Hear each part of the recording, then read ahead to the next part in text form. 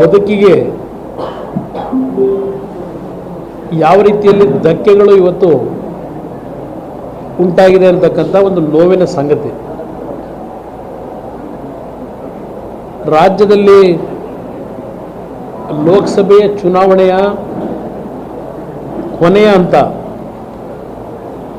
ಅಂದರೆ 21ನೇ ತಾರೀಕು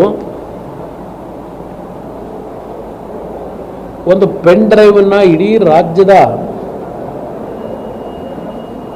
ಮೊದಲನೇ ಹಂತದಲ್ಲಿ ನಡೆಯತಕ್ಕಂಥ ಚುನಾವಣೆಗಳಿದ್ದಾವೆ ಲೋಕಸಭೆಗೆ.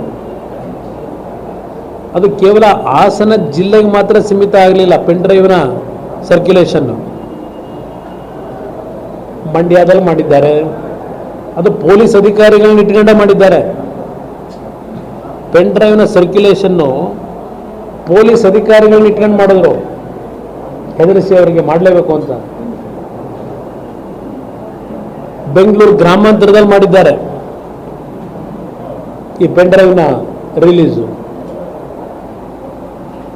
ಇದು 21ನೇ ತಾರೀಕು ಆಗಿರತಕ್ಕಂಥ ಬೆಳವಣಿಗೆ. 22ನೇ ತಾರೀಕು ಹಾಸನದ JDS ಪಕ್ಷದ ಅಭ್ಯರ್ಥಿ, ನಾನು BJP ಮೈತ್ರಿ ಅಂತ ಹೇಳಲ್ಲ, ಈಗ ಹಾಸನದ JDS ಅಭ್ಯರ್ಥಿಯ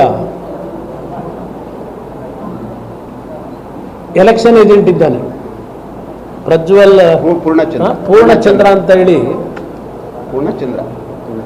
ಏಜೆಂಟ್ ಏನಿದ್ರು ಅವರು 22ನೇ ತಾರೀಕು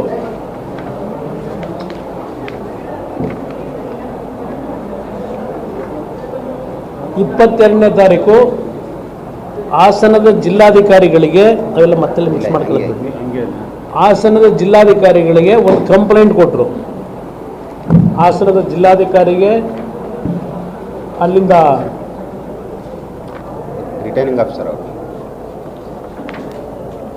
ಜಿಲ್ಲಾಧಿಕಾರಿಗೂ ಸಹ ಕೊಟ್ಟಿದ್ದಾರೆ, ರಿಟರ್ನಿಂಗ್ ಆಫೀಸರ್ ಅವ್ರಿಗೂ ಸಹ ಒಂದು ಕಂಪ್ಲೇಂಟ್ ಕೊಟ್ಟಿದ್ದಾರೆ, ಜಿಲ್ಲಾಧಿಕಾರಿ ಮತ್ತು ಪೊಲೀಸ್ ಅಧಿಕಾರಿಗೆ.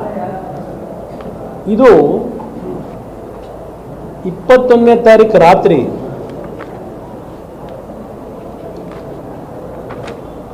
ಪ್ರಜ್ವಲ್ ರೇವಣ್ಣ ವಿಡಿಯೋ ನೋಡಲು ಈ ವಾಟ್ಸಪ್ ಚಾನಲನ್ನು ಹಿಂಬಾಲಿಸಿ 21ನೇ ತಾರೀಕು ರಾತ್ರಿ 8 ಗಂಟೆಗೆ ಬಹುಶಃ ಪ್ರಜ್ವಲ್ ಅಶ್ಲೀಲ ವಿಡಿಯೋ ಬಿಡುಗಡೆಗೆ ಕ್ಷಣಗಣನೆ.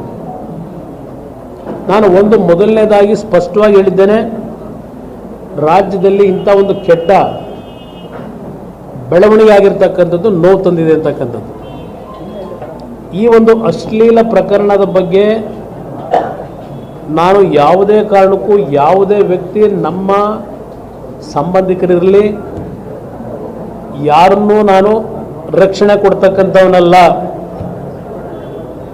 ಈ ಪ್ರಕರಣ ಬಂದಾಗಲೇ ಹೇಳಿದ್ದೇನೆ, ಯಾರು ನನ್ನ ಬಗ್ಗೆ ಅನುಮಾನ ವ್ಯಕ್ತಪಡಿಸ್ಕೋಬೇಡಿ.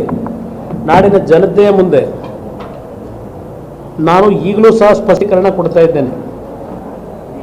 ಈ ಪ್ರಕರಣದಲ್ಲಿ ಯಾರೇ ಭಾಗಿಗಳಿರಲಿ, ಈ ನೆಲದ ಕಾನೂನಿನಲ್ಲಿ ಏನು ಕಠಿಣವಾದಂಥ ಶಿಕ್ಷೆ ಆಗಬೇಕು, ಆ ಶಿಕ್ಷೆ ಆಗಬೇಕು ಅಂತ ಈಗಲೂ ನಾನು ಬಯಸ್ತಕ್ಕಂಥವನೇ. ನಾಡಿನ ನನ್ನ ತಾಯಂದ್ರ ಮುಂದೆ ಹೇಳಲಿಕ್ಕೆ ಬಯಸ್ತೇನೆ ಇಂಥ ಒಂದು ಅಶ್ಲೀಲವಾದಂಥ ಘಟನೆ ಬಗ್ಗೆ. ಇದರಲ್ಲಿ ನಾನು ಯಾವ ರಾಜಿ ಇಲ್ಲ. ಯಾವ ವ್ಯಕ್ತಿಯನ್ನು ರಕ್ಷಣೆ ಕೊಡ್ತಕ್ಕಂಥ ಪ್ರಶ್ನೆನೂ ಇಲ್ಲ ನನ್ನಿಂದ.